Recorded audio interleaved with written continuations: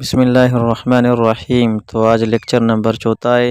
حج کی شرائط، یعنی حج کے شرائط کون کون سی ہیں۔ سب سے پہلے شرائط وجوب،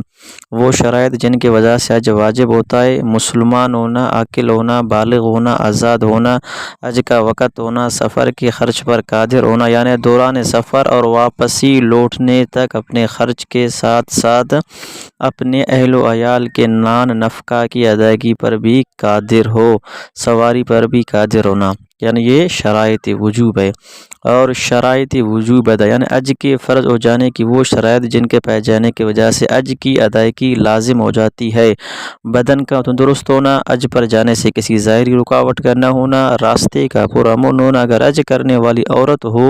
تو اس کا عدت میں نہ ہونا، عورت کے ساتھ شوہر یا کسی محرم کا ہونا۔ یعنی پہلے شرائط وجوب، دوسرے نمبر پر شرائط وجوب ادا، اب تیسرے نمبر پر شرائط صحت،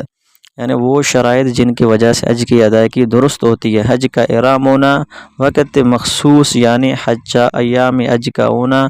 مکان مخصوص کا ہونا، مسلمان ہونا۔ تو بھائیو دوستو، یعنی ان سب چیزوں کا ہونا ضروری ہے، یہ حج کے شرائط ہے،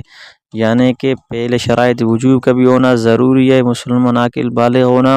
اور وہ شرط یعنی وجوب ادا، یعنی راستہ پرامن ہو، حج کے خرچے کا نہ نفقہ ہو۔ اس پر شرائط صحت، یعنی جس کا احرام ہونا، وقت مخصوص ہونا، یعنی ذی الحج کا مہینہ ہونا، ایسا نہیں کہ آپ کسی اور مہینے میں حج کریں،